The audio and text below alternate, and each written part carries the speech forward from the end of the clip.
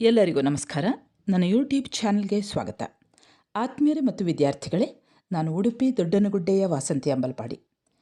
ವಿದ್ಯಾರ್ಥಿಗಳೇ ಹಾಗೂ ಆತ್ಮೀಯರೇ, ನೀವಿನ್ನೂ ನನ್ನ ಚಾನಲ್ಗೆ ಹೊಸಬರಾಗಿದ್ದಲ್ಲಿ ಮೊದಲು ಸಬ್ಸ್ಕ್ರೈಬ್ ಮಾಡುವುದನ್ನು ಮರೆಯದಿರಿ. ಹಾಗೆ ಒಂದು ಲೈಕ್ ಕೊಡಿ, ಕಮೆಂಟ್ ಮಾಡಿ ಮತ್ತು ನಿಮ್ಮ ಸ್ನೇಹಿತರಿಗೂ ಕೂಡ ಶೇರ್ ಮಾಡಿ.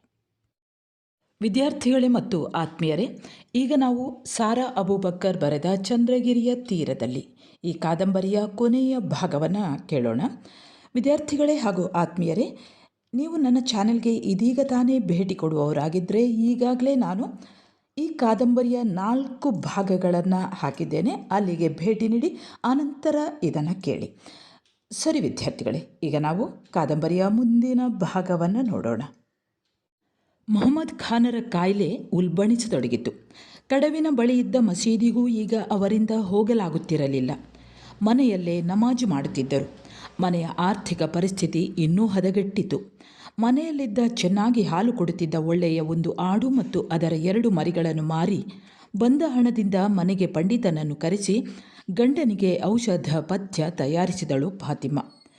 ಮೊಹಮ್ಮದ್ ಖಾನರು ಮಗಳು ಜಮೀಲೆಯನ್ನು ಒಮ್ಮೆ ನೋಡಬಯಸಿದಾಗ ತಮ್ಮ ಬಂಧುವೊಬ್ಬರನ್ನು ಜಮೀಲೆಯ ಮನೆಗೆ ಕಳುಹಿಸಿ ಅವಳನ್ನು ಮನೆಗೆ ಕರೆಸಿಕೊಂಡಳು ಫಾತಿಮಾ.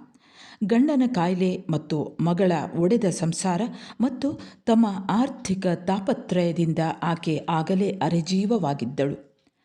ತಂಗಿಯನ್ನು ನೋಡಿ ನಾದಿರಾಗೆ ಮರುಭೂಮಿಯಲ್ಲಿ ಒಂದು ನೀರಿನ ಬುಗ್ಗೆಯನ್ನು ನೋಡಿದಷ್ಟು ಸಂತೋಷವಾಯಿತು. ತನ್ನ ಕಷ್ಟವನ್ನು ದುಃಖವನ್ನು ಒಬ್ಬಳೇ ನುಂಗಿ ನುಂಗಿ ಬಳಲಿ ಸುಸ್ತಾಗಿದ್ದ ಆಕೆ ತಂಗಿಯನ್ನು ನೋಡಿ ಕೊಂಚ ಗೆಲುವಾದಳು. ಜಮೀಲ ಬಂದವಳು ತಂದೆಯ ಬಳಿ ಹೋಗಿ ತಂದೆಯನ್ನು ಮಾತನಾಡಿಸಿದಳು. ತಂದೆಯ ಕಾಯಿಲೆಯಿಂದ ಸೊರಗಿದ ದೇಹವನ್ನು ನೋಡಿ ಆಕೆ ಕಣ್ಣೊರೆಸಿಕೊಂಡಳು. ಕೊಂಚ ಹೊತ್ತು ತಂದೆಯ ಬಳಿ ಇದ್ದು ಬಳಿಕ ನಿಧಾನವಾಗಿ ಬಂದು ಅಕ್ಕನ ಬಳಿ ಕುಳಿತುಕೊಂಡಳು. ನಾದಿರ ಬೀಡಿಯ ತಟ್ಟೆಯನ್ನು ಕೆಳಗಿಟ್ಟು ತಂಗಿಯ ಮುಖ ನೋಡಿದಳು. ಆ ಕಣ್ಣುಗಳಲ್ಲಿ ಮೊದಲಿದ್ದ ಹೊಳಪು ಈಗ ಇಲ್ಲವೇ? ತಂಗಿಯ ಕೆನ್ನೆ ಬತ್ತಿದೆಯಲ್ಲ? ಆಕೆಯ ಕಣ್ಣು ತಂಗಿಯ ದೇಹದ ಮೇಲೆ ಓಡಿ ತಂಗಿಯ ಕೈಗಳಲ್ಲಿ ಬಂದು ನಿಂತಿತು. ಜಮೀಲ, ನಿನ್ನ ಕೈಯಲ್ಲಿ ಒಂದೊಂದೇ ಬಳೆ ಇದೆಯಲ್ಲ, ಇನ್ನೊಂದು ಜೊತೆ ಬಳೆ ಏನಾಯಿತು?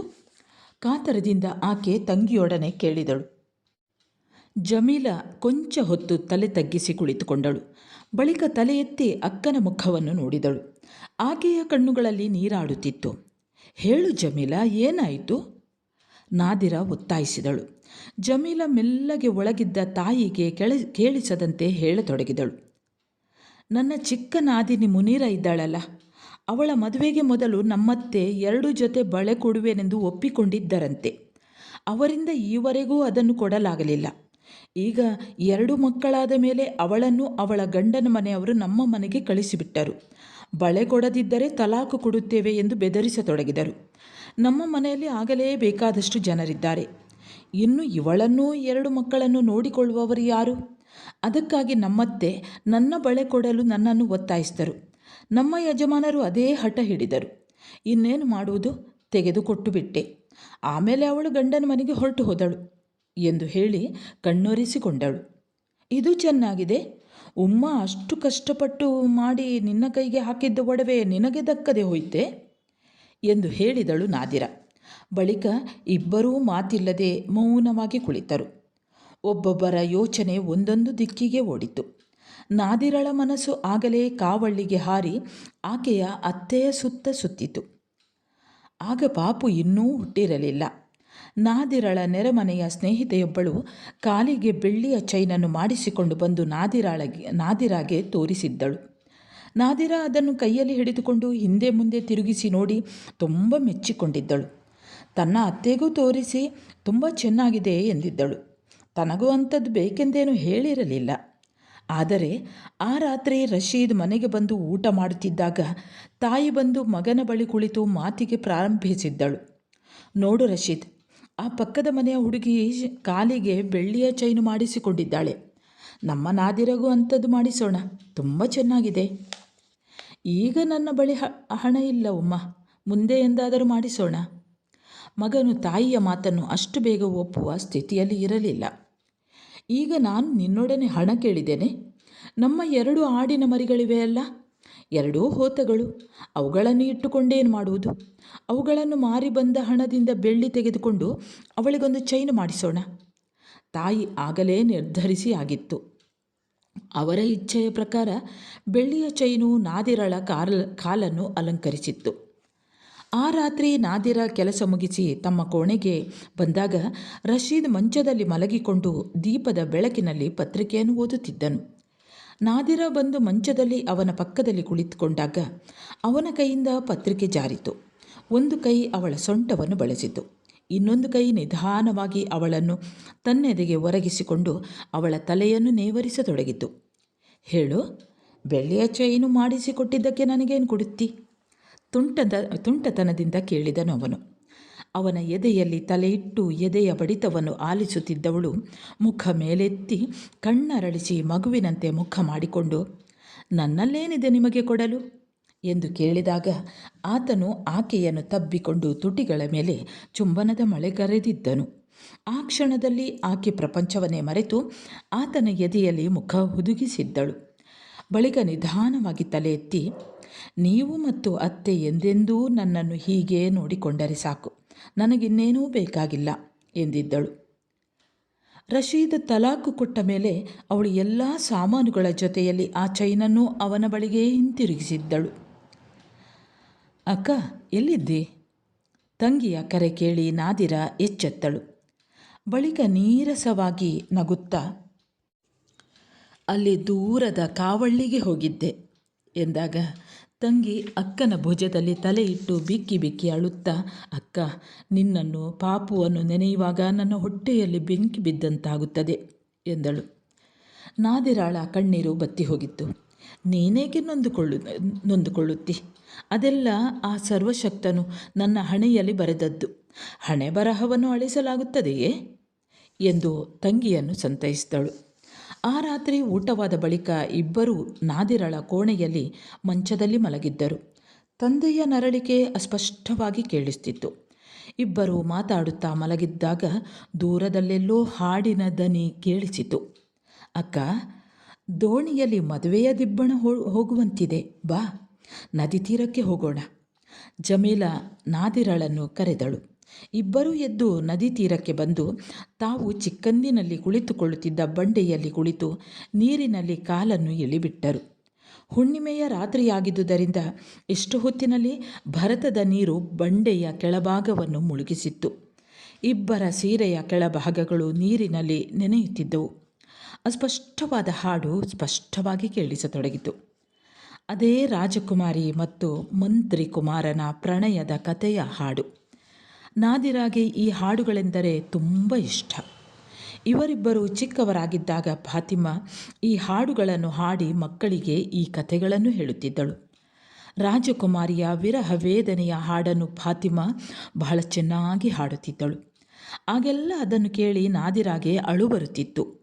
ಬಳಿಕ ರಾಜಕುಮಾರಿ ಮತ್ತು ಮಂತ್ರಿಕುಮಾರರ ಪುನರ್ಮಿಲನದ ಹಾಡನ್ನು ಆಕೆ ತಾಯಿಯಿಂದ ಹಾಡಿಸಿ ಹೇಳಿ ತನ್ನ ಮನಸ್ಸನ್ನು ಸಮಾಧಾನಪಡಿಸಿಕೊಳ್ಳುತ್ತಿದ್ದಳು. ಈಗ ಹಾಡು ಚೆನ್ನಾಗಿ ಕೇಳಿಸತೊಡಗಿತು. ದೋಣಿಗಳು ಹತ್ತಿರವಾಗತೊಡಗಿದವು. 3 ದೋಣಿಗಳಲ್ಲಿ ಗಂಡಸರು, 1 ದೋಣಿಯಲ್ಲಿ ಹೆಂಗಸರೂ ತುಂಬಿದ್ದರು. ಒಂದು ದೋಣಿಯಲ್ಲಿದ್ದ ಗಂಡಸರು ಕೈತಟ್ಟಿಕೊಂಡು ರಾಜಕುಮಾರಿ ಮತ್ತು ಮಂತ್ರಿಕುಮಾರನ ಪುನರ್ಮಿಲನದ ಹಾಡನ್ನು ಬಹಳ ಸೊಗಸಾಗಿ ಹಾಡುತ್ತಿದ್ದರು. ದೋಣಿಯಲ್ಲಿದ್ದ ಗ್ಯಾಸ್ ಲೈಟಿನ ಬೆಳಕು ನದಿ ನೀರಿನಲ್ಲಿ ಪ್ರತಿಫಲಿಸುತ್ತಿತ್ತು. ಹಾಡನ್ನು ಕೇಳಿ ಅಕ್ಕಪಕ್ಕದ ಮನೆಗಳಲ್ಲಿ ಇದ್ದವರೂ ನದಿ ತೀರಕ್ಕೆ ಬಂದು ಈ ಮದುವೆಯ ದಿಬ್ಬಣವನ್ನು ನೋಡತೊಡಗಿದರು. ದೋಣಿಗಳು ನಿಧಾನವಾಗಿ ಮುಂದುವರೆದು ಉತ್ತರ ದಿಕ್ಕಿಗೆ ಹೊರಟು ಹೋದವು. ಹಾಡಿನ ದನಿ ಅಸ್ಪಷ್ಟವಾಗಿ ಬಳಿಕ ನಿಂತೇ ಹೋಯಿತು. ನದಿ ತೀರಕ್ಕೆ ಬಂದವರೆಲ್ಲ ತಮ್ಮ ತಮ್ಮ ಮನೆಗಳಿಗೆ ಹೊರಟು ಹೋದರು. ನಾದಿರ ಮತ್ತು ಜಮೀಲ ಇನ್ನೂ ಅಲ್ಲೇ ಕುಳಿತಿದ್ದರು. ಜಮೀಲ ಅಕ್ಕನ ಪಕ್ಕಕ್ಕೆ ಸರಿದು ಮೆಲ್ಲಗೆ, ಅಕ್ಕ, ಭಾವ ಎಷ್ಟು ಒಳ್ಳೆಯವರು ಅಲ್ಲವಾ? ಅವರೇನೂ ಬೇರೆ ಮದುವೆಯಾಗಿಲ್ಲವಂತೆ? ನಾದಿರಾಳ ಮರುಮದುವೆಯ ಪ್ರಯತ್ನವನ್ನು ತಿಳಿಯದ ಜಮೀಲ ವ್ಯಾಕುಲತೆಯಿಂದ ಹೀಗೆ ನುಡಿದಾಗ ನಾದಿರಳ ದುಃಖದ ಕಟ್ಟೆಯೊಡೆಯಿತು. ಅದುವರೆಗೆ ಎದೆಯಲ್ಲಿ ಹೆಪ್ಪುಗಟ್ಟಿದ್ದ ನೋವು, ದುಃಖ ಆ ಅಣೆಕಟ್ಟು ಒಡೆದು ನೀರು ಧುಮುಕುವಂತೆ ಧುಮುಕಿ ಹಿಡಿತ ತಪ್ಪಿ ಹೊರಬಂದಿತು. ತಂಗಿಯನ್ನು ತಬ್ಬಿಕೊಂಡು ಆಕೆಯ ಭುಜದಲ್ಲಿ ಮುಖವಿಟ್ಟು ಮನಪೂರ್ತಿ ಅತ್ತಳು ನಾದಿರ. ಅಕ್ಕನ ದುಃಖದಲ್ಲಿ ತಂಗಿಯೂ ಪಾಲುದಾರಳಾದಳು. ಹೃದಯ ಬೆರೆಯುವಂತೆ ಇಬ್ಬರು ಒಬ್ಬರನ್ನೊಬ್ಬರು ತಬ್ಬಿಕೊಂಡು ಅಳುತ್ತಿದ್ದಾಗ ಚಂದ್ರಗಿರಿಯು ಮೂಕ ಪ್ರೇಕ್ಷಕಿಯಾಗಿ ತನ್ನಷ್ಟಕ್ಕೆ ತಾನು ಹರಿದು ಹೋಗುತ್ತಿದ್ದಳು. ಜಮೀಲೆ ತಂದೆಯನ್ನು ನೋಡಲು ಬಂದವಳು ಕೆಲವು ದಿನ ತವರಿನಲ್ಲಿದ್ದು ಹೊರಟು ಹೋದಳು. ಇನ್ನೂ ಕೆಲವು ದಿನ ಇರು ಎಂದು ಫಾತಿಮಾ ಬಲವಂತ ಮಾಡಿದಾಗ ಅಲ್ಲೇ ಇದ್ದ ನಾದಿರ, ಏನು ನನ್ನಂತೆ ಅವಳನ್ನು ಮಾಡಬೇಕಾಗಿದೆಯೇ ಎಂದು ಕಟುವಾಗಿ ತಾಯಿಯೊಡನೆ ಕೇಳಿದಳು. ಈಗ ಹಗಲಿರುಳು ಫಾತಿಮಾ ಮತ್ತು ಮೊಹಮ್ಮದ್ ಖಾನ್ ನಾದಿರಾಳ ಮನವೊಲಿಸತೊಡಗಿದರು. ಒಂದು ರಾತ್ರಿಗೆ ಒಬ್ಬನ ಮಡದಿಯಾಗುವುದೇನು ವ್ಯಭಿಚಾರವಲ್ಲ, ಧರ್ಮಗ್ರಂಥದಲ್ಲಿರುವುದೇ ಅಲ್ಲವೇ? ಅದು ತಪ್ಪಾಗಿದ್ದರೆ ಧರ್ಮಶಾಸ್ತ್ರ ಹಾಗೆ ಹೇಳುತ್ತಿದ್ದೆ. ಈವರೆಗೆ ಯಾರೂ ಇದನ್ನು ಮಾಡಿಲ್ಲವೇ? ಆಗಾಗ ಅಲ್ಲವಾದರೂ ಎಂದಾದರೊಮ್ಮೆ ಎಲ್ಲಾದರೊಂದು ಕಡೆ ಮುಸ್ಲಿಂ ಸಮಾಜದಲ್ಲಿ ಇಂತಹ ಘಟನೆ ನಡೆಯುತ್ತದೆ. ಅದು ಅಪರೂಪವಾದರೂ ಅಸಂಭವವಲ್ಲ. ಹೆಂಗಸು ಇದಕ್ಕೆ ಒಪ್ಪದೇ ಹೋದದ್ದರಿಂದ ಪುನಃ ಕೂಡಿಸಲಾರದೆ ಹೋದ ಮದುವೆಗಳು ಬೇಕಾದಷ್ಟಿವೆ. ಗಂಡ ಬಿಟ್ಟ ಹೆಣ್ಣಾಗಿ ಅಥವಾ ಮುದುಕನೊಬ್ಬನ ಮಡದಿಯಾಗಿ ಆಮೇಲೆ ಆಕೆ ಪಡಬಾರದ ಪಾಡು ಪಡಬೇಕಾಗುತ್ತದೆ. ಹಾಗೆ ಪಾಡು ಪಡುವುದಕ್ಕಿಂತ ಒಂದು ರಾತ್ರಿಗೆ ಒಬ್ಬನ ಮಡದಿಯಾದರೇನು, ಆಮೇಲೆಂದು ಗಂಡ ಮತ್ತು ಮಗನೊಡನೆ ಸುಖವಾಗಿರಬಹುದಲ್ಲ. ಅಲ್ಲಾ ಕರುಣಿಸಿದರೆ ಮುಂದೆ ಬೇರೆ ಮಕ್ಕಳನ್ನು ಕೊಟ್ಟಾನು. ತಂದೆಗೆ ಕಾಯಿಲೆ, ಯಾವ ಔಷಧದಿಂದಲೂ ಅವರಿಗೆ ವಾಸಿಯಾಗುವಂತೆ ಕಾಣುವುದಿಲ್ಲ. ಅವರಿಗೇನಾದರೂ ಆದರೆ ಮಗಳಿಗೆ ಯಾರು ದಿಕ್ಕು? ಒಂದಲ್ಲ ಒಂದು ದಿನ ತಾಯಿ ಕೂಡ ಸಾಯುವವಳೆ. ಆಮೇಲೆ ಆದ್ದರಿಂದ ನಾದಿರ ಹೇಗಾದರೂ ಒಂದು ದಿನದ ಈ ಕಹಿಯನ್ನು ನುಂಗಿಕೊಳ್ಳಲೇಬೇಕು. ಹಾಗೆ ಮಾಡಿಯಾದರೂ ಪುನಃ ಅವಳನ್ನೇ ಮದುವೆಯಾಗಲು ರಶೀದ್ ಸಿದ್ಧನಿದ್ದಾನೆ. ಗಂಡನಿಗೆ ಒಪ್ಪಿಗೆಯಾದರೆ ಸರಿ, ಹೆಂಗಸು ಎಲ್ಲದಕ್ಕೂ ಸಿದ್ಧಳಿರಬೇಕು. ಇದು ತಂದೆ ತಾಯಿಗಳ ನಿಲುವು. ತಂದೆ ತಾಯಿಗಳ ಬುದ್ಧಿವಾದ ಕೇಳಿ ಕೇಳಿ ನಾದಿರಾಗೆ ತಲೆನೋವು ಬಂದಂತಾಗುವುದು. ತಾಯಿಯ ಮೇಲೆ ರೇಗುವಳು. ಆದರೆ ಕಾಯಿಲೆಯಿಂದ ಸೊರಗಿ ಅಸಹಾಯಕರಾಗಿ ಪಶ್ಚಾತ್ತಾಪದಿಂದ ನರಳುತ್ತಿದ್ದ ತಂದೆಯೊಡನೆ ರೇಗಲು, ಎದುರು ವಾದಿಸಲು ಅವಳಿಂದ ಆಗುತ್ತಿರಲಿಲ್ಲ. ಮೊದಲಿನಂತೆಯೇ ಈಗಲೂ ಅವಳು ಬೀಡಿ ಕಟ್ಟುವಳು. ಕಟ್ಟಿದ ಬೀಡಿ ಕೊಂಡು ಹೋಗಲು ಹಣ ಮತ್ತು ಬೀಡಿ ಎಲೆ ತಂದುಕೊಡಲು ಪಕ್ಕದ ಮನೆಯ ಹುಡುಗನೊಬ್ಬನು ಬರುತ್ತಿದ್ದನು. ಅವಳ ತಂದೆಯಿಂದ ಈಗ ಏನೂ ಮಾಡಲಾಗುತ್ತಿರಲಿಲ್ಲ. ಆ ದಿನ ರಾತ್ರಿಯೆಲ್ಲ ಭಯಂಕರವಾದ ಸಿಡಿಲು ಮಿಂಚುಗಳಿಂದ ಕೂಡಿದ ಮಳೆ, ಮುಂಗಾರು ಮಳೆಯ ಮುನ್ಸೂಚನೆ. ಈ ಗುಡುಗುಗಳೆಂದರೆ ಚಿಕ್ಕಂದಿನಿಂದಲೂ ನಾದಿರಾಗೆ ಭಯ. ಆಗೆಲ್ಲ ತಾಯಿಯನ್ನು ತಬ್ಬಿಕೊಂಡು ಮಲಗುತ್ತಿದ್ದಳು. ಸ್ವಲ್ಪ ದೊಡ್ಡವಳಾದ ಮೇಲೆ ಮದುವೆಯಾಗುವವರೆಗೆ ತಂಗಿಯ ಜೊತೆಯಲ್ಲಿ ಮಲಗುತ್ತಿದ್ದದ್ದು. ಗುಡುಗಿನ ಶಬ್ದ ಕೇಳಿದೊಡನೆ ತಂಗಿಯನ್ನು ತಬ್ಬಿಕೊಳ್ಳುತ್ತಿದ್ದಳು. ಅಕ್ಕನ ಭಯವನ್ನು ನೋಡಿ ತಂಗಿ ನಗುತ್ತಿದ್ದಳು. ವಿವಾಹವಾದ ಮೇಲೆ ಆಕೆ ರಶೀದ್ನ ಎದೆಯಲ್ಲಿ ಮುಖ ಹುದುಗಿಸಿ ಮಲಗುವಳು. ಆತನ ಕೈಗಳು ಅವಳನ್ನು ತಬ್ಬಿಕೊಂಡು ತನ್ನ ಮೈಗೆ ಅವಳನ್ನು ಅಂಟಿಸಿಕೊಳ್ಳುವವು. ಅಂತಹ ಒಂದು ದಿನ ಬೆಳಗಿನಲ್ಲಿ ಆತನು ಅವಳೊಡನೆ, ವರ್ಷವೆಲ್ಲ ಮಳೆಗಾಲವಾಗಿ ರಾತ್ರಿಯೆಲ್ಲ ಗುಡುಗು ಮಿಂಚುಗಳಿದ್ದರೆ ಚೆನ್ನಾಗಿರುತ್ತದೆ ಎಂದಿದ್ದನು. ಯಾಕೆ? ಏನೂ ಅರಿಯದೆ ಕೇಳಿದ್ದಳು ಅವಳು. ನೀನಾಗಿ ನನ್ನ ಬಳಿ ಬಂದು ನನ್ನ ಮೈಗಂಟಿಕೊಂಡು ಮಲಗ್ತಿ ನೋಡು, ಅದಕ್ಕೆ. ತುಂಟತನದಿಂದ ಮುಗುಳ್ನಗುತ್ತಾ ಆತನೆಂದಿದ್ದನು.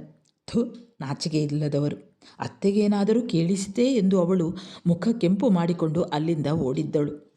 ಮದುವೆಯಾದ ತರುಣದಲ್ಲಿ ಅತ್ತೆ ಎದುರು ಗಂಡನೊಡನೆ ಮಾತನಾಡಲು ಆಕೆಗೆ ತುಂಬ ಸಂಕೋಚವಾಗುತ್ತಿತ್ತು. ಬೆಳಗಿನ ಜಾವದಲ್ಲಿ ಎದ್ದು ಸ್ನಾನ ಮಾಡುವುದಕ್ಕೂ ಆಕೆಗೆ ತುಂಬ ನಾಚಿಕೆಯಾಗುತ್ತಿತ್ತು. ಆದ್ದರಿಂದ ಅತ್ತೆ ಏಳುವ ಮೊದಲೇ ಆಕೆ ತಣ್ಣೀರಿನಲ್ಲಿ ಸ್ನಾನ ಮಾಡಿಬಿಡುತ್ತಿದ್ದಳು. ಹಾಗೆ ಸ್ನಾನ ಮಾಡಿ ಜ್ವರ ಬರಿಸಿಕೊಂಡಾಗೊಮ್ಮೆ ಅತ್ತೆಯೇ ಹೇಳಿದ್ದರು, ಅಷ್ಟೆಲ್ಲ ನಾಚಿಕೆ ಯಾಕೆ? ಪತಿಪತ್ನಿ ಎಂದ ಮೇಲೆ ಅದೆಲ್ಲ ಇದ್ದದ್ದೇ.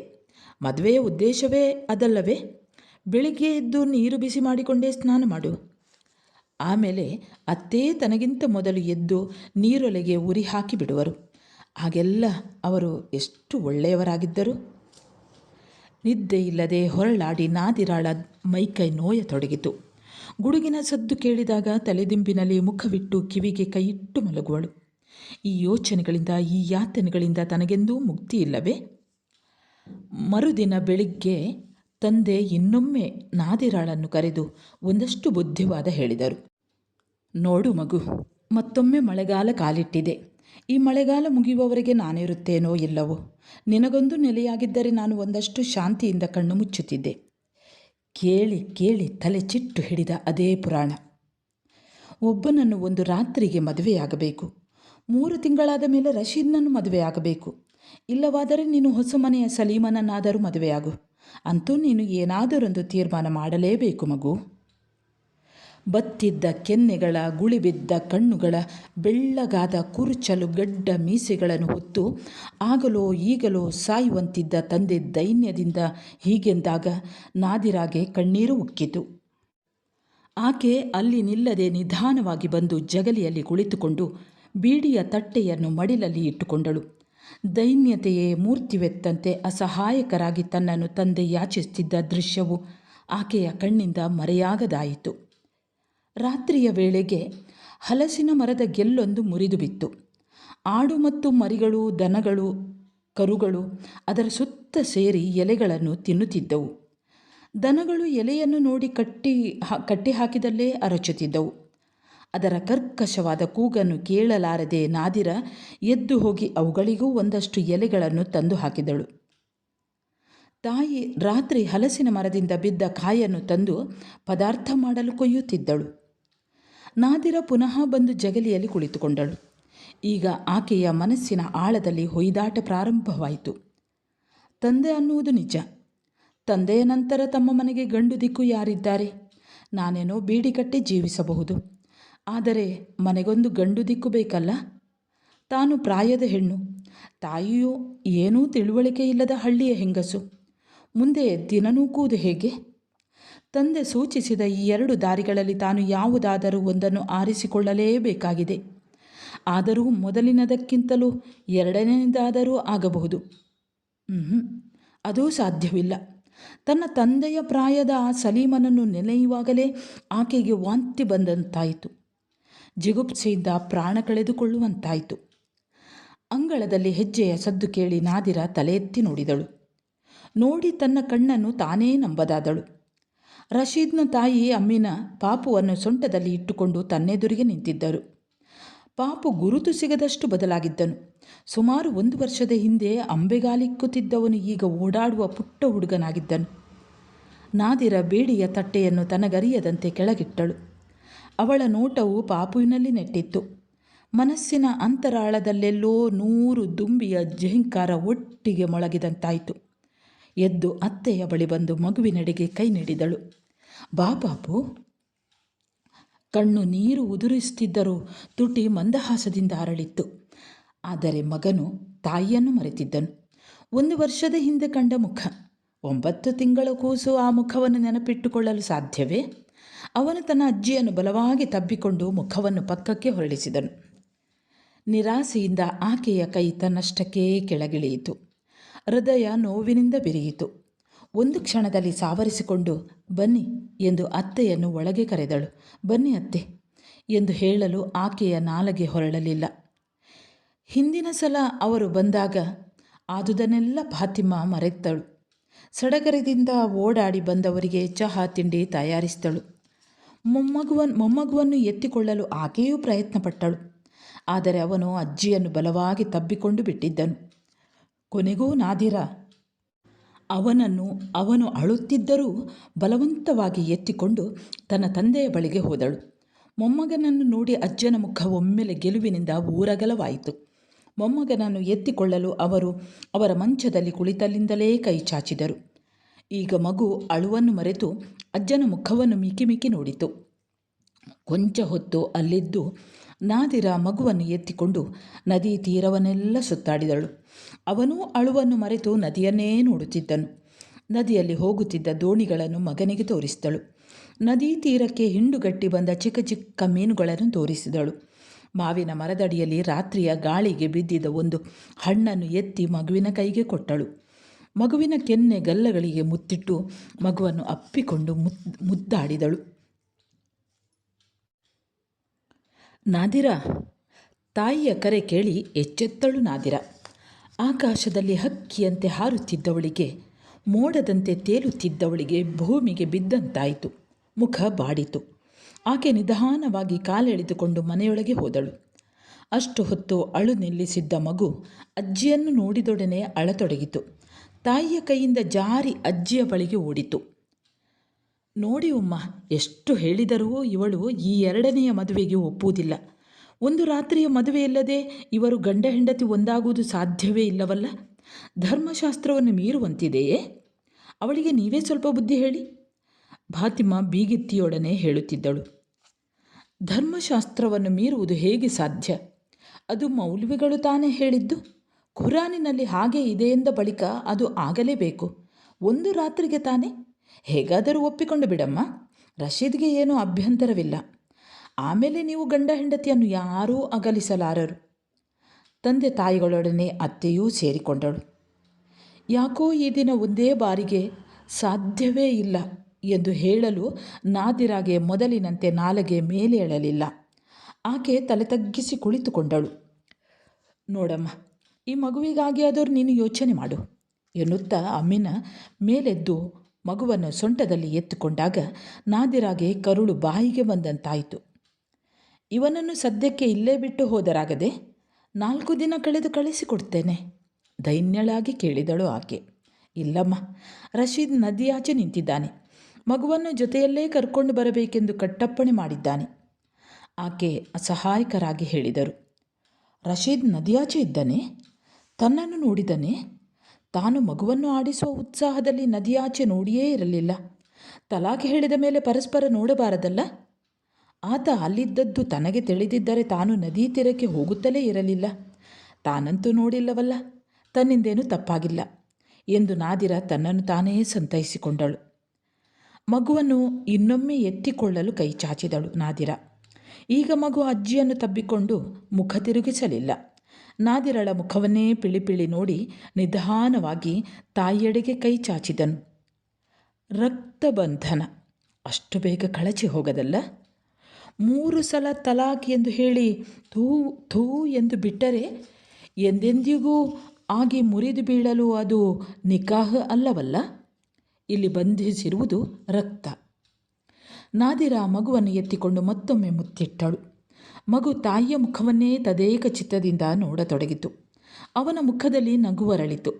ನಿಧಾನವಾಗಿ ತನ್ನ ಕೈಯನ್ನು ತಾಯಿಯ ಕೆನ್ನೆಯ ಮೇಲೆ ಮೇಲಾಡಿಸಿದನು. 9 ತಿಂಗಳು ತನ್ನನ್ನು ಹೊಟ್ಟೆಯಲ್ಲಿಟ್ಟು 9 ತಿಂಗಳು ತನಗೆ ಹಾಲು ಉಡಿದ ಹೆಣ್ಣು ಇದೇ ಇರಬಹುದೇ ಎಂದು ಅವನು ಯೋಚಿಸುತ್ತಿದ್ದನೋ ಏನೋ. ಕೊಡಮ್ಮ ಅವನನ್ನು, ರಶೀದ್ ಅಲ್ಲಿ ಕಾಯುತ್ತಿದ್ದಾನೆ. ಅತ್ತೆ ಈ ಮಾತೆಂದಾಗ ಅವರು ಮಗುವಿನೆಡೆಗೆ ಕೈ ನೀಡಿದಾಗ ಅವಳು ತನ್ನ ಹೃದಯವನ್ನೇ ಕಿತ್ತು ಕೊಡುವಂತೆ ಮಗುವನ್ನು ಅವರ ಕೈಗೆ ಕೊಟ್ಟಳು. ನಿಟ್ಟುಸಿರಿಟ್ಟು ಕಣ್ಣೊರೆಸಿಕೊಂಡಳು. ಯಾವುದನ್ನು ಯೋಚಿಸಿ ಬೇಗನೆ ತೀರ್ಮಾನ ಮಾಡು ಎನ್ನುತ್ತಾ ಅತ್ತೆ ಮಗುವನ್ನು ಎತ್ತಿಕೊಂಡು ಹೊರಟಳು. ಜೊತೆಗೆ ಬಂದಿದ್ದ ಹುಡುಗ ಹಿಂಬಾಲಿಸಿದನು. ನಾದಿರಾಗೆ ಅಂದು ಬೀಡಿ ಕಟ್ಟಲು ಸಾಧ್ಯವಾಗಲಿಲ್ಲ. ಹೃದಯ ವಿರುದ್ಧ ಭಾವನೆಗಳ ರಣರಂಗವಾಗಿತ್ತು. ಪಾಪುವನ್ನು ನೋಡಿದಾಗಿನಿಂದ ಅವಳ ಮೆದುಳು ಬೇರೇನನ್ನೂ ಯೋಚಿಸುತ್ತಿರಲಿಲ್ಲ. ಯೋಚಿಸಿ ಕೊನೆಗೆ ಆಕೆ ಒಂದು ನಿರ್ಧಾರ ಕೈಗೊಂಡಳು. ತನ್ನ ಮಗುವನ್ನು ಸೇರಲು, ಅವನಿಗಾಗಿ ಅವನ ತಂದೆಯನ್ನು, ತನ್ನ ಪ್ರಿಯ ಪತಿಯನ್ನು ಸೇರಲು ಒಬ್ಬನನ್ನು ಒಂದು ರಾತ್ರಿಗೆ ವಿವಾಹವಾಗಲು ಆಕೆ ನಿರ್ಧರಿಸಿದಳು. ಅದೇ ದಿನ ರಾತ್ರಿ ಕೊನೆಯ ನಮಾಜ್ ಆದ ಬಳಿಕ ಆಕೆ ತನ್ನ ನಿರ್ಧಾರವನ್ನು ತನ್ನ ತಾಯಿಗೆ ತಿಳಿಸಿದಳು. ತಾಯಿ ತಂದೆಯೊಡನೆ ಹೇಳಿದಳು. ತಂದೆ ತಾಯಿಗಳ ಹೃದಯದಿಂದ ದೊಡ್ಡದೊಂದು ಭಾರವನ್ನು ಇಳಿಸಿದಂತಾಯಿತು. ಇಬ್ಬರು ನೆಮ್ಮದಿಯ ನಿಟ್ಟುಸಿರುಬಿಟ್ಟರು. ಆದರೆ ಆ ಭಾರ ನಾದಿರಳ ಹೃದಯದಲ್ಲಿ ಬಂಡೆಯಂತೆ ಕುಳಿತಿತು. ಫಾತಿಮಳ ಹೃದಯದ ಮೂಲೆಯಲ್ಲೆಲ್ಲೋ ಒಂದು ಚಿಕ್ಕ ವೇದನೆ ಅಷ್ಟೇ. ಮೊಹಮ್ಮದ್ ಖಾನ್ಗೆ ಈಗ ಮನೆಯಿಂದ ಹೊರಗೆಲ್ಲೂ ಹೋಗಲು ಸಾಧ್ಯವಾಗುತ್ತಿರಲಿಲ್ಲ. ಆದ್ದರಿಂದ ಅವರು ತಮ್ಮ ಸ್ನೇಹಿತ ಖಾದರ್ ಸಾಬಿಯನ್ನು ಬರಮಾಡಿ ಮಗಳ ಈ ಮದುವೆಯ ಜವಾಬ್ದಾರಿಯನ್ನು ಅವನಿಗೆ ವಹಿಸಿದರು. ತೆಂಗಿನ ಮರದಿಂದ ಕಾಯಿ ಕೀಳುವ ಅಲಿ ಎಂಬ ಸುಮಾರು 50 ವರ್ಷ ಪ್ರಾಯದ ಗಂಡಸೊಬ್ಬನು ಬಾಗೋಡು ಗ್ರಾಮದಲ್ಲಿದ್ದನು. ಒಮ್ಮೆ ಹತ್ತಿರದ ಹಳ್ಳಿಯಲ್ಲೆಲ್ಲೋ ಹೀಗೆ ಒಂದು ದಿನದ ಮದುವೆಯಾಗಬೇಕಾದಾಗ ಆ ಮನೆಯವರು ಇವನನ್ನು ಕರೆದುಕೊಂಡು ಹೋಗಿ ಇವನನ್ನು ಈ ಒಂದು ರಾತ್ರಿಯ ವರನಾಗಿ ಮಾಡಿದ್ದರು. ಈ ಸುದ್ದಿಯನ್ನು ಖಾದರ್ ಸಾಬಿಯೂ ಕೇಳಿದ್ದನು.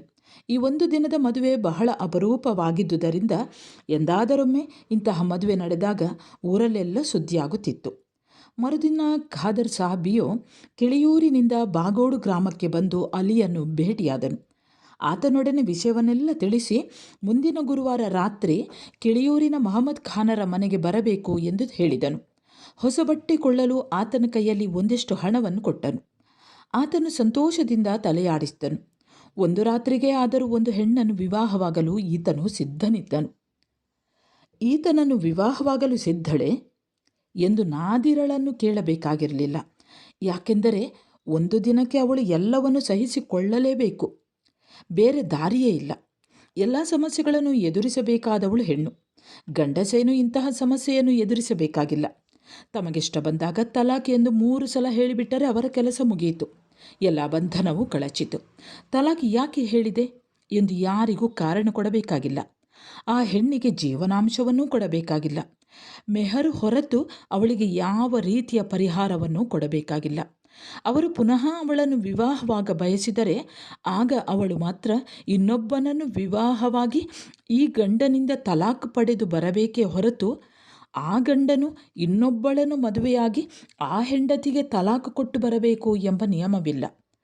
ಗಂಡನಿಂದ ಎಷ್ಟೇ ಅವಮಾನಿತಳಾದರೂ ಹೆಣ್ಣು ಎಲ್ಲವನ್ನೂ ಸಹಿಸಿಕೊಳ್ಳುತ್ತಾಳೆ. ಅವಳಿಗೆ ಊಟ, ಬಟ್ಟೆ, ಆಶ್ರಯ ಕೊಡುವವನು ಅವನೇ ತಾನೆ. ನಾದಿರ ತನ್ನ ತಂದೆ ತಾಯಿಗಳಿಗೆ ತನ್ನ ನಿರ್ಧಾರವನ್ನೇನೂ ತಿಳಿಸಿದಳು. ಆದರೆ ಆಕೆಯ ಹೃದಯ ಮಾತ್ರ ಭೋರ್ಗರೆವ ಸಾಗರವಾಗಿತ್ತು. ಆಕೆಯ ಹೃದಯದ ತುಮುಲ ಹುಯಿದಾಟ ಯಾರಿಗೂ ಅರ್ಥವಾಗುತ್ತಿರಲಿಲ್ಲ. ಯಾತನಾಮಯವಾದ ರಾತ್ರಿಗಳನ್ನು ಹಾಸಿಗೆಯಲ್ಲಿ ಹೊರಳಾಡಿ ಕಳೆಯುತ್ತಿದ್ದಳು. ನದೀ ತೀರದ ತಂಗಾಳಿಯು ಆಕೆಗೆ ಮರುಭೂಮಿಯ ಬಿಸಿ ಗಾಳಿಯಂತೆ ತೋರುತ್ತಿತ್ತು. ತಾನು ಉಸಿರುಗಟ್ಟಿ ಸಾಯುತ್ತಿರುವಂತೆ ಆಕೆ ಒಮ್ಮೊಮ್ಮೆ ಕನಸು ಕಾಣುತ್ತಿದ್ದಳು. ಕೊನೆಗೂ ಆ ದಿನ ಬಂದೇ ಬಂತು. ಯಾ ಅಲ್ಲ, ಈ ದಿನ ಬೆಳಗಾಗದಿರಲಿ ಎಂದು ಆಕೆ ಬೇಡಿದರೂ ಆ ಬೆಳಗು ಬಂದೇ ಬಂತು. ಫಾತಿಮಾ ಕೂಡ ಭಾರವಾದ ಹೃದಯ ಹೊತ್ತುಕೊಂಡು ಅಡ್ಡಾಡಿದಳು. ಇದ್ದವರಲ್ಲಿ ಮೊಹಮ್ಮದ್ ಖಾನ್ ಮಾತ್ರ ಗೆಲುವಾಗಿದ್ದರು. ಕೊನೆಗೂ ತಮ್ಮ ಮಗಳು ಅವಳ ಗಂಡನನ್ನು ಸೇರುವಂತಾದಳಲ್ಲ ಎಂಬುದೇ ಅವರ ನೆಮ್ಮದಿಗೆ ಕಾರಣ. ಈ ಮಧ್ಯೆ ನಾದಿರ ತನ್ನ ತಾಯಿಯೊಡನೆ ಒಂದು ಮಾತು ಕೇಳಿದಳು. ಉಮ್ಮ, ಈ ಮದುವೆಯಲ್ಲೇ ನನಗೆ ಮಗುವಾದರೆ ಏನು ಮಾಡುವುದು? ಫಾತಿಮಾ ಚಕಿತಳಾದಳು. ಹೌದು, ತಾನು ಈವರೆಗೆ ಇದನ್ನು ಯೋಚಿಸಿಯೇ ಇರಲಿಲ್ಲ. ಹಾಗೇನಾದರೂ ಆದರೆ ಏನು ಮಾಡುವುದು? ಆಕೆ ಗಂಡನ ಬಳಿ ಹೋಗಿ ಉತ್ಕಂಠೆಯಿಂದ, ನೋಡಿ, ನಾದಿರಾಗೆ ಈಗ ಒಂದು ಸಂಶಯ. ತಾನೇನಾದರೂ ಗರ್ಭಿಣಿಯಾದರೆ ಏನು ಮಾಡುವುದು ಎನ್ನುತ್ತಿದ್ದಾಳಲ್ಲ ಎಂದಳು. ಒಂದು ಕ್ಷಣ ಮಹಮ್ಮದ್ ಖಾನ್ ಕೂಡ ಆವಾಕ್ಕಾದರು. ಈವರೆಗೆ ಯಾರೂ ಈ ಸಾಧ್ಯತೆಯನ್ನು ಕುರಿತು ಚಿಂತಿಸಿರಲಿಲ್ಲ. ಬಳಿಕ ಚೇತರಿಸಿಕೊಂಡು, ಸುಮ್ಮನೆ ಏನಾದರೊಂದು ಯೋಚಿಸಿ ತಲೆ ಕೆಡಿಸಿಕೊಳ್ಳಬೇಡ. ಒಂದೇ ದಿನದಲ್ಲಿ ಹಾಗೆಲ್ಲ ಆಗಲಾರದು. ಹಾಗೆ ಆದರೆ ಏನು ಮಾಡಬೇಕು ಎಂದು ಮೌಲ್ವಿಗಳನ್ನೇ ಕೇಳೋಣ ಎಂದು ಅವರು ಹೆಂಡತಿಯನ್ನು ಸಮಾಧಾನ ಮಾಡಿದರು. ಮಗಳು ಈ ಮಾತನ್ನು ಕೇಳಿಸಿಕೊಂಡಳು. ಮೊಹಮ್ಮದ್ ಖಾನ್ ಫಾತಿಮಳನ್ನೇನೋ ಸಮಾಧಾನಪಡಿಸಿದರು. ಆದರೆ ಅವರ ಮನಸ್ಸಿನಿಂದ ಅಷ್ಟು ಬೇಗ ಈ ಮಾತನ್ನು ತೊಡೆದು ಹಾಕಲು ಸಾಧ್ಯವಾಗಲಿಲ್ಲ. ಹೀಗೇನಾದರೂ ಆದರೆ ನಾದಿರ ಏನು ಮಾಡಬೇಕು? ಅವಳ ಭವಿಷ್ಯವೇನು? ಗಂಡ ಮತ್ತು ಮಗುವನ್ನು ಸೇರಬೇಕೆಂಬ ಒಂದೇ ಆಸೆಯಿಂದ ಅವಳು ಇದಕ್ಕೆ ಒಪ್ಪಿಕೊಂಡಿದ್ದಾಳೆ. ಈಗೇನು ಮಾಡಬೇಕು? ಅವರು ಯೋಚಿಸಿ ತಲೆ ಕೆಡಿಸಿಕೊಂಡರು. ಹಾಗೆಯೇ ಹೊಟ್ಟೆಯ ನೋವು ಪ್ರಾರಂಭವಾಗಿ ನರಳುತ್ತಾ ಮಲಗಿದ್ದಾಗ ಗೆಳೆಯ ಖಾದರ್ ಬಂದನು. ಗೆಳೆಯನನ್ನು ಕಂಡಾಗ ಅವರಿಗೆ ನಿಧಿ ದೊರೆತಂತಾಯಿತು. ತಮ್ಮ ಹೆಂಡತಿ ಮತ್ತು ಮಗಳು ವ್ಯಕ್ತಪಡಿಸಿದ ಸಂಶಯವನ್ನು ಅವರು ಗೆಳೆಯನಿಗೆ ತಿಳಿಸಿದರು.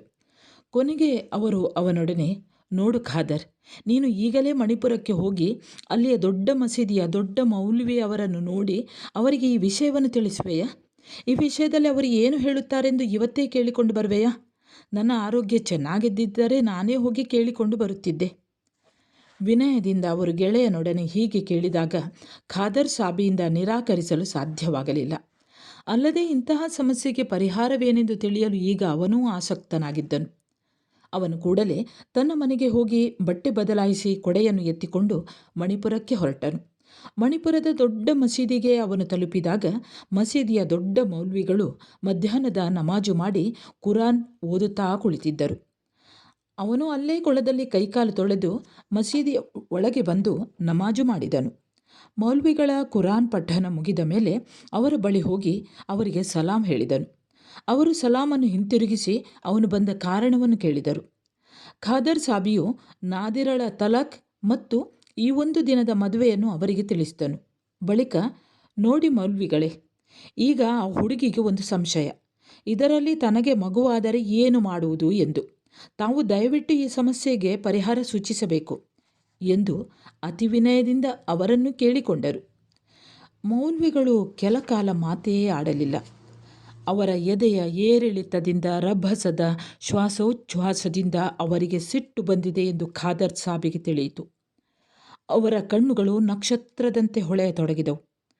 ಅವರೊಮ್ಮೆ ತಮ್ಮ ಬಿಳಿಯ ಗಡ್ಡವನ್ನು ನೀವಿಕೊಳ್ಳುತ್ತಾ, ನಿಮಗೆ ಜನರಿಗೆ ಬುದ್ಧಿ ಇಲ್ಲ, ಕುರಾನನ್ನು ಸರಿಯಾಗಿ ಅರ್ಥ ಮಾಡಿಕೊಳ್ಳುವುದಿಲ್ಲ. 3 ಸಲ ತಲಾಖ್ ಹೇಳುವುದರ ಅರ್ಥ ಒಂದೇ ಸಲ ಹೇಳುವುದೆಂದಲ್ಲ. 3 ತಿಂಗಳಲ್ಲಿ ಪ್ರತ್ಯೇಕವಾಗಿ ಹೇಳಬೇಕು. 3 ಸಲ ತಲಾಖ್ ಹೇಳುವುದೆಂದರೆ ಅದು ಕುರಾನ್ ನಮಗೆ ಒದಗಿಸಿದ 3 ಅವಕಾಶಗಳು. ಈ 3ನೆಯ ಅವಕಾಶವನ್ನು ಉಪಯೋಗಿಸುವಾಗ ನಾವು ಚೆನ್ನಾಗಿ ಯೋಚನೆ ಮಾಡಬೇಕು. ಇನ್ನೆಂದೂ ನನಗೆ ಈ ಹೆಂಡತಿ ಬೇಡ ಎಂಬ ದೃಢವಾದ ನಿಶ್ಚಯದೊಡನೆ ನಾವು ಈ 3ನೆಯ ಅವಕಾಶವನ್ನು ಉಪಯೋಗಿಸಿಕೊಳ್ಳಬೇಕು. 2 ಅವಕಾಶಗಳನ್ನು ಮಾತ್ರ ಉಪಯೋಗಿಸಿದರೆ ಯಾವ ತೊಂದರೆಯೂ ಇಲ್ಲದೆ ಗಂಡ ಹೆಂಡತಿ ಪುನಃ ಒಂದಾಗಬಹುದು. ಆದರೆ ಈ 3ನೆಯ ಅವಕಾಶವು ಮುಗಿದು ಪುನಃ ಒಬ್ಬನಿಗೆ ಅದೇ ಹೆಂಡತಿ ಬೇಕೆಂದಾದ ಪಕ್ಷದಲ್ಲಿ ಆಕೆ ಇನ್ನೊಬ್ಬನನ್ನು ವಿವಾಹವಾಗಿ ಆ ಗಂಡ ಹೆಂಡತಿ ಚೆನ್ನಾಗಿ ಬಾಳಲಾರದೆ ಆತನನ್ನು ಬಿಟ್ಟು ಬಂದವಳಾಗಿರಬೇಕು. ಮೊದಲಿನ ಗಂಡನನ್ನೇ ಮದುವೆಯಾಗಲಿಕ್ಕಾಗಿ ಒಬ್ಬನನ್ನು ಒಂದು ರಾತ್ರಿಗೆ ವಿವಾಹವಾಗಬೇಕು ಎಂದು ಕುರಾನ್ನಲ್ಲಿ ಎಲ್ಲಿಯೂ ಹೇಳಿಲ್ಲ. ಇದೆಲ್ಲ ಈ ಮೂರ್ಖ ಗಂಡಸರು ತಮ್ಮ ಸೌಕರ್ಯಕ್ಕಾಗಿ ಕೈಗೊಂಡ ಉಪಾಯಗಳು. ಆದರೂ ಒಮ್ಮೆಯೇ ತಲಾಖ್ ಎಂದು 3 ಸಲ ಹೇಳಿದರೂ ಆ ಬಂಧನ ಕಳಚಿಯೇ ಹೋಗುತ್ತದೆ. ಅವರು ಪುನಃ ಒಂದಾಗಬೇಕಾದರೆ ಆಕೆ ಇನ್ನೊಬ್ಬನನ್ನು ವಿವಾಹವಾಗಲೇಬೇಕು. ಆ ವಿವಾಹದಲ್ಲಿ ಮಗು ಜನಿಸಿದರೆ ಆ ಮಗುವಿಗೆ ಆ ಗಂಡನೇ ವಾರಸುದಾರನಾಗುತ್ತಾನೆ. ಮಗು ಹುಟ್ಟುವವರೆಗೆ ಇವಳು ತನ್ನ ಗಂಡನನ್ನು ವರಿಸುವುದೂ ಸಾಧ್ಯವಿಲ್ಲ. ಹೀಗೆ ಕುರಾನ್ ಹೇಳಿರುವುದು ಒಂದಾದರೆ ನೀವು ಮಾಡುವುದು ಇನ್ನೊಂದು ಎನ್ನುತ್ತಾ ಮೌಲ್ವಿಗಳು ಎದ್ದು ಸಿಟ್ಟಿನಿಂದ ತಮ್ಮ ಕೋಣೆಯ ಕಡೆಗೆ ಹೆಜ್ಜೆ ಹಾಕಿದರು. ಖಾದರ್ ಸಾಬಿಯು ಎಲ್ಲವನ್ನೂ ಕೇಳಿಸಿಕೊಂಡು ಕಿಳಿಯೂರಿಗೆ ಬಂದು ಎಲ್ಲವನ್ನೂ ಮಹಮ್ಮದ್ ಖಾನರಿಗೆ ತಿಳಿಸಿ ತನ್ನ ಮನೆಗೆ ಹೊರಟು ಹೋದನು. ತಾವೆಲ್ಲರೂ ಸೇರಿ ಒಂದು ಹೆಣ್ಣಿಗೆ ಅನ್ಯಾಯ ಮಾಡುತ್ತಿಲ್ಲವೇ ಎಂದು ಒಂದು ಯೋಚನೆ ಆಗ ಅವನ ಮನಸ್ಸಿನ ಹಿಂಭಾಗವನ್ನು ಕುಟುಕುತ್ತಿತ್ತು. ಸಾಯಂಕಾಲವಾಗುತ್ತಿದ್ದಂತೆ ನಾದಿರ ಕುಳಿತಲ್ಲಿ ಕುಳಿತಿರಲಾರದಾದಳು, ನಿಂತಲ್ಲಿ ನಿಂತಿರಲಾರದಾದಳು. ಏನೋ ಕಾತರ, ಏನೋ ಚಡಪಡಿಕೆ. ತಾನು ಎಂದೋ ಸತ್ತಿದ್ದರೆ ಚೆನ್ನಾಗಿತ್ತು. ಪಾಪು ಹುಟ್ಟುವಾಗಲೂ ತನಗೆ ತುಂಬ ಕಷ್ಟವಾಗಿತ್ತು. ಆದರೆ ಆಗ ತಾನು ಸಾಯಲಿಲ್ಲ. ಆಗ ಬದುಕಿ ಈಗ ನಿತ್ಯವೂ ಸಾಯುತ್ತಿದ್ದೇನೆ. ಈ ಒಂದು ದಿನ ಕಳೆದರೆ ತಾನು ಬದುಕಿದಂತೆ. ಆದರೆ ಈ ಒಂದು ರಾತ್ರಿ ಸುಖವಾಗಿ ಕಳೆದಿದ್ದೆ. ರಾತ್ರಿ ಕೊನೆಯ ನಮಾಜಿನ ಬಳಿಕ ಅಲಿ ಮದುಮಗನಾಗಿ ಬಂದನು. ಖಾದರ್ ಸಾಬಿ ಆತನನ್ನು ಕಡವಿನ ಬಳಿ ಇದಿರುಗೊಂಡನು. ಅಲ್ಲಿಂದ ಇಬ್ಬರೂ ಮಸೀದಿಗೆ ಹೋಗಿ ನಮಾಜ್ ಮುಗಿಸಿ ಮೌಲ್ವಿ ಮತ್ತು ಇನ್ನಿಬ್ಬರೊಡನೆ ಮಹಮ್ಮದ್ ಖಾನರ ಮನೆಗೆ ಬಂದರು. ನಾದಿರ ತನ್ನ ಕೋಣೆಯಲ್ಲಿ ಮಲಗಿದ್ದುದರಿಂದ ಬಂದವರನ್ನು ನೋಡಲಿಲ್ಲ. ಮೌಲ್ವಿಗಳು ಕೋಣೆಯ ಬಾಗಿಲಲ್ಲಿ ನಿಂತು ಆ ನಿಕಾಹ್ಗೆ ನಾದಿರಳ ಒಪ್ಪಿಗೆಯನ್ನು ಕೇಳಿದರು. ಎಂಬ ಸ್ವರ ಆಕೆಯ ಗಂಟಲಿಂದ ಹೊರಡದಾಯಿತು. ಮೌಲ್ವಿಗಳು ಇನ್ನೊಮ್ಮೆ ಕೇಳಿದಾಗ ಪಕ್ಕದಲ್ಲೇ ಇದ್ದ ಫಾತಿಮಾ ಮಗಳ ಮೈದಡವಿ ಸಂತೈಸಿ ಎಂದು ಬಿಡು ಮಗು ಎಂದಳು ನಯವಾಗಿ. ನಾದಿರ ಕಷ್ಟಪಟ್ಟು ಎಂದಳು. ಒಪ್ಪಿಗೆ ದೊರೆಯಿತು. ಮೌಲ್ವಿಗಳು ಹೊರಕೋಣೆಗೆ ನಡೆದರು. ನಿಕಾಹ್ ಹೇಳುವುದು ನಾದಿರಳ ಕಿವಿಗೆ ಬೀಳುತ್ತಿತ್ತು. ತನ್ನ ಮೇಲೆ ಕೊಡಲಿಯ ಒಂದೊಂದೇ ಹೊಡೆತ ಬೀಳುವಂತೆ ಆಕೆಗೆ ಭಾಸವಾಗುತ್ತಿತ್ತು. ತುಟಿ ಕಚ್ಚಿ ಅಳುವನ್ನು ತಡೆದಳು. ಕಾಲಚಕ್ರವನ್ನು ಹಿಡಿದು ನಿಲ್ಲಿಸುವಂತಿದ್ದರೆ ಯಾವ ತಪ್ಪನ್ನು ಮಾಡದ ತನಗೆ ಇಂತಹ ಘೋರ ಶಿಕ್ಷೆ ವಿಧಿಸಿದರಲ್ಲ ತನ್ನ ತಂದೆ, ಗಂಡ ಮತ್ತು ಮೌಲ್ವಿಗಳು. ಯಾರನ್ನು ಯಾಕೆ ದೂರಬೇಕು? ಎಲ್ಲ ಹಣೆಯಲ್ಲಿ ಬರೆದದ್ದು. ಧರ್ಮಶಾಸ್ತ್ರವನ್ನು ಯಾರೂ ಮೀರುವಂತೆಯೇ ಇಲ್ಲವಲ್ಲ. ನಿಕಾಹ್ ಆಯಿತು. ಗಂಡಸರೆಲ್ಲರೂ ಹೊರಗಿನ ಕೋಣೆಯಲ್ಲೇ ಕುಳಿತು ಊಟ ಮಾಡತೊಡಗಿದರು. ನೆರಮನೆಯ ತಮ್ಮ ಪರಿಚಯದ ಹೆಂಗಸೊಬ್ಬಳು ಫಾತಿಮಳಿಗೆ ಅಡಿಗೆಗೆ ಬಡಿಸುವುದಕ್ಕೆ ಸಹಾಯ ಮಾಡುತ್ತಿದ್ದಳು. ಬಡಿಸಿದ ತಿನಿಸುಗಳನ್ನು ಅವಳ ಮಗನು ಹೊರಗಿನ ಕೋಣೆಗೆ ತಲುಪಿಸುತ್ತಿದ್ದನು. ಎಲುಬು ಚರ್ಮಗಳ ಹಂದರವಾಗಿದ್ದ ಮಹಮ್ಮದ್ ಖಾನರಿಗೆ ಕುಳಿತಲ್ಲಿಂದ ಏಳುವುದೂ ಪ್ರಯಾಸದ ಕೆಲಸವಾಗಿತ್ತು. ನಾದಿರ ಎದ್ದು ನಡುಮನೆಗೆ ಬಂದಳು. ತಡೆಯಲಾರದೆ ಆಕೆ ಪರದೆಯನ್ನು ಮೆಲ್ಲನೆ ಸರಿಸಿ ಅಲ್ಲಿ ಊಟ ಮಾಡುತ್ತಿದ್ದವರನ್ನು ನೋಡಿದಳು. ಕೊನೆಗೆ ಅವಳ ನೋಟ ಅಲಿಯ ಮೇಲೆ ನೆಟ್ಟಿತು. ಅವನು ಗಬಗಬನೆ ಅನ್ನ ತಿನ್ನುತ್ತಿದ್ದನು. ಅವನ ಬೋಳು ತಲೆಯು ದೀಪದ ಬೆಳಕಿನಲ್ಲಿ ಕರ್ರಗೆ ಮಿಂಚುತ್ತಿತ್ತು. ಎಂದೂ ಅನ್ನ ಕಾಣದಂತೆ ಅವನು ಊಟ ಮಾಡುತ್ತಿದ್ದ ರೀತಿ ನೋಡುವವರಿಗೆ ಜಿಗುಪ್ಸೆ ಹುಟ್ಟಿಸುವಂತಿತ್ತು. ನಾದಿರಾ ನಿಂತಲೇ ಥರಥರನೆ ಕಂಪಿಸಿದಳು. ಅವನ ಕಪ್ಪು ಮುಖ, ಕುರುಚಲು ಗಡ್ಡ ಮೀಸೆಗಳು ಎಂದೂ ಕಾಣದಂತೆ ಅನ್ನ ತಿನ್ನುತ್ತಿದ್ದ ರೀತಿ ನೋಡಿ ಆಕೆಗೆ ಅಸಹ್ಯದಿಂದ ವಾಂತಿ ಬರುವಂತಾಯಿತು. ಮರಳಿ ಬಂದು ತನ್ನ ಮಂಚದಲ್ಲಿ ಕುಳಿತಳು. ಹೊರಗೆ ಧಾರಾಕಾರವಾಗಿ ಮಳೆ ಸುರಿಯುತ್ತಿತ್ತು. ತಾನೀಗ ಆತನ ಹೆಂಡತಿ ಎಂಬುದನ್ನು ನೆನೆದು ಆಕೆಗೆ ಮೈ ಪರಚಿಕೊಳ್ಳುವಂತಾಯಿತು. ತನ್ನ ನ್ಯಾಯವಾದ ಗಂಡನನ್ನು, ತನ್ನ ಮಗನನ್ನು ಸೇರಬೇಕಾದರೆ ಈತನಿಗೆ ಈ ಒಂದು ರಾತ್ರಿಗೆ ತನ್ನ ಮೈಯನ್ನು ಒಪ್ಪಿಸಬೇಕೇ? ನಿಕಾಹ್ ಅಂತೂ ಆಯಿತು. ಇನ್ನು ತಾನು ಆತನೊಡನೆ ಈ ರಾತ್ರಿಯನ್ನು ಕಳೆಯಬೇಕು. ಆಮೇಲೆ ಬೆಳಿಗ್ಗೆ ತಲಾಕು ಕೊಟ್ಟು ಆತನು ಹೊರಟು ಹೋಗುತ್ತಾನೆ. ಮತ್ತೆ 3 ತಿಂಗಳಾದ ಮೇಲೆ ರಶೀದ್ನೊಡನೆ ತನ್ನ ಮರುಮದುವೆ. ಗಂಡಸರ ಊಟ ಮುಗಿಯಿತು. ಫಾತಿಮಾ ಬಂದು ಮಗಳನ್ನು ಊಟಕ್ಕೆ ಕರೆದಳು. ನಾದಿರ ಎದ್ದು ಯಾಂತ್ರಿಕವಾಗಿ ತಾಯಿಯನ್ನು ಹಿಂಬಾಲಿಸಿದಳು. ತಾಯಿಯ ಜೊತೆಯಲ್ಲಿ ಊಟಕ್ಕೆ ಕುಳಿತರೂ ಒಂದು ತುತ್ತು ಆಕೆಗೆ ಗಂಟಲಲ್ಲಿ ಇಳಿಯಲಿಲ್ಲ. ಹೊರಕೋಣೆಯಿಂದ ತಂದೆಯ ಕರೆ ಕೇಳಿಸಿತು. ಲೇ, ನಾದಿರಳನ್ನು ಕೋಣೆಗೆ ಕಳಿಸು, ನಿಶ್ಚಿಂತೆಯಿಂದ ನುಡಿದರು ಖಾನ್. ತಾಯಿ ಮಗಳ ಬಳಿ ಬಂದಳು. ಮಗಳಿಗೆ ಹೊಸ ಸೀರೆಯೊಂದನ್ನು ಉಡಿಸಿದಳು. ಮಗಳ ತಲೆನೇ ಒರೆಸಿ, ಅಲ್ಲ ನಿನಗೆ ಒಳ್ಳೆಯದನ್ನು ಮಾಡಲಿ ಎಂದು ತನ್ನ ವ್ಯಥೆಯನ್ನು ಅಡಗಿಸಿಕೊಂಡು ನುಡಿದಳು. ನಾದಿರ 1 ನಿಮಿಷ ಅಲ್ಲೇ ತಡೆದಳು. ಬಳಿಕ, ಉಮ್ಮ, ನಾನು ಸ್ವಲ್ಪ ಹೊರಗೆ ಹೋಗಿ ಬರುತ್ತೇನೆ, ಯಾಕೋ ಹೊಟ್ಟೆಯೊಳಗೆ ಸಂಕಟವಾಗುತ್ತಿದೆ ಎಂದು ಮುಖ ಕಿವುಚಿಕೊಂಡು ಹೇಳಿದಳು. ನಾನೂ ಜೊತೆಗೆ ಬರಲೇನೆ? ಆತಂಕದಿಂದ ತಾಯಿ ಕೇಳಿದಳು. ಬೇಡಮ್ಮ, ಒಮ್ಮೆ ಹೊರಗೆ ಹೋಗಿ ಬಂದರೆ ಸರಿ ಹೋದಿತ್ತು, ನಾನೇ ಹೋಗಿ ಬರುತ್ತೇನೆ. ನಾದಿರ ನೇರವಾಗಿ ನದಿ ತೀರಕ್ಕೆ ಬಂದಳು. ಧಾರಾಕಾರವಾಗಿ ಸುರಿಯುತ್ತಿದ್ದ ಮಳೆ ಈಗ ನಿಂತಿತ್ತು. ಹುಣ್ಣಿಮೆಯ ರಾತ್ರಿಯಾದರೂ ಆಕಾಶದಲ್ಲಿ ದಟ್ಟವಾದ ಮೋಡ ಕವಿದಿದ್ದುದರಿಂದ ಚಂದ್ರನ ದರ್ಶನವಿರಲಿಲ್ಲ. ನಾದಿರ ಕ್ಷಣಕಾಲ ನದಿ ತೀರದಲ್ಲಿ ನಿಂತು ತನ್ನ ಪ್ರೀತಿಯ ಚಂದ್ರಗಿರಿ ನದಿಯನ್ನು, ಅದರಾಚೆಯ ಬಾಗೋಡು ಗ್ರಾಮವನ್ನು ನೋಡಿದಳು. ಅಲ್ಲಿಂದ ಆಕೆ ನದಿ ತೀರದಲ್ಲೇ ಮುಂದುವರಿದು ಕಡವಿನ ಬಳಿ ಬಂದಳು. ಕಡವಿನ ಬಳಿಯಲ್ಲಿ ಕೆಲವು ದೋಣಿಗಳಿದ್ದವು.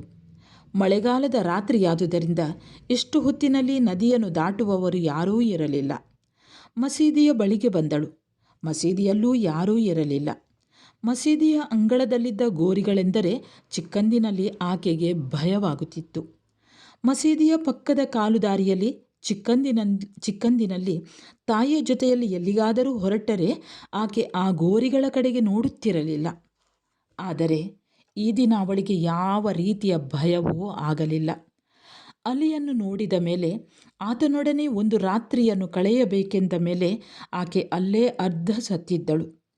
ಊಹಾತೀತವಾದ ಒಂದು ಲೋಕ ಆಕೆಯನ್ನು ಕೈಬೀಸಿ ಕರೆಯುತ್ತಿತ್ತು. ಮಸೀದಿಯ ಕೊಳದ ಬಳಿ ಬಂದು ಒಂದು ಕ್ಷಣ ಆಕೆ ಕೊಳದ ನೀರನ್ನು ದಿಟ್ಟಿಸಿದಳು. ಕೊಳದ ನೀರಿನಲ್ಲಿ ರಶೀದ್ ಮತ್ತು ಪಾಪುವಿನ ಮುಖ ತೇಲಿ ಬಂತು. ಅಲ್ಲಾ ಕರುಣಿಸಿದರೆ ನಾವು ನ್ಯಾಯ ತೀರ್ಮಾನದ ದಿನ ಭೇಟಿಯಾಗೋಣ ಎಂದು ಕೊಳದಲ್ಲಿ ಧುಮುಕಿದಳು. ಕ್ಷಣಕಾಲ ಕೊಳದ ನೀರು ಅಲ್ಲೋಲ ಕಲ್ಲೋಲವಾಗಿ ಆಮೇಲೆ ಶಾಂತವಾಯಿತು. ಮೋಡಗಳು ಮತ್ತೊಮ್ಮೆ ದಟ್ಟೈಸಿ ಧಾರಾಕಾರವಾಗಿ ಮಳೆ ಸುರಿಯತೊಡಗಿತು.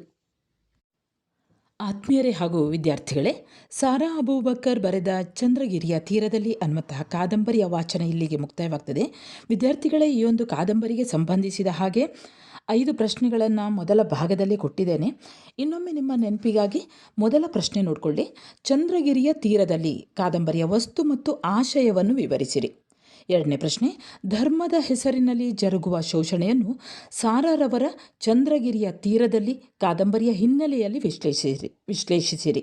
3ನೇ ಪ್ರಶ್ನೆ, ಅಳಿಯ ಮತ್ತು ಮಾವನ ಮಾನಸಿಕ ಸಂಘರ್ಷದಿಂದಾಗಿ ನಾದಿರಾಳು ಅನುಭವಿಸಿದ ತೊಂದರೆಗಳ ಪರಿಯನ್ನು ವಿಶದಪಡಿಸಿರಿ.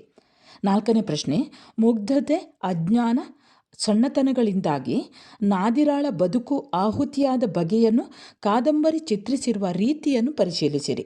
5ನೇ ಪ್ರಶ್ನೆ, ತಲಾಖ್ ಮತ್ತು ಪುನರ್ಮಿಲನ ಎಂಬ ಪದ್ಧತಿಯ ಮೂಲಕ ಸ್ತ್ರೀ ಶೋಷಣೆ ಹಾಗೂ ಅದರ ಪರಿಣಾಮಗಳನ್ನು ಕುರಿತು ಕಾದಂಬರಿಯ ಹಿನ್ನೆಲೆಯಲ್ಲಿ ಚರ್ಚಿಸಿರಿ. ಪ್ರಶ್ನೆ: ಮೊಹಮ್ಮದ್ ಖಾನರ ಸ್ವಭಾವಗಳನ್ನು ಚಿತ್ರಿಸಿ. 7ನೆಯ ಪ್ರಶ್ನೆ: ತಲಾಖ್ ಎಂದರೇನು? ಕಾದಂಬರಿಯ ಹಿನ್ನೆಲೆಯಲ್ಲಿ ವಿವರಿಸಿ. ಸರಿ ವಿದ್ಯಾರ್ಥಿಗಳೇ, ಮುಂದೆ ಇನ್ನೊಂದು ಹೊಸ ಪಾಠದೊಂದಿಗೆ ಮತ್ತೆ ಬರುತ್ತೇನೆ. ಅಲ್ಲಿಯವರೆಗೆ ನಮಸ್ಕಾರ.